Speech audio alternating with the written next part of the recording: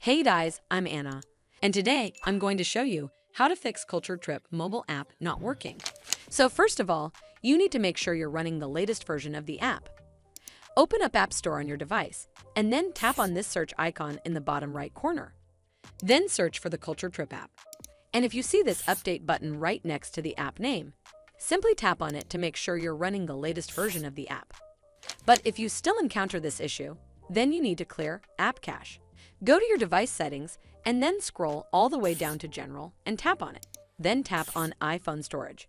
From here, search for the Culture Trip app and then tap on it. Once you're on this screen, you need to tap on Offload App. Tap again to confirm. It'll take a bit for processing, and then a Reinstall button will show up. Simply tap on it to reinstall the app. This should fix the issue, but if it doesn't, then you need to completely reinstall the app.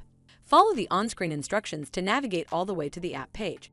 Once you're on this screen, tap on Delete App to uninstall the app from your device.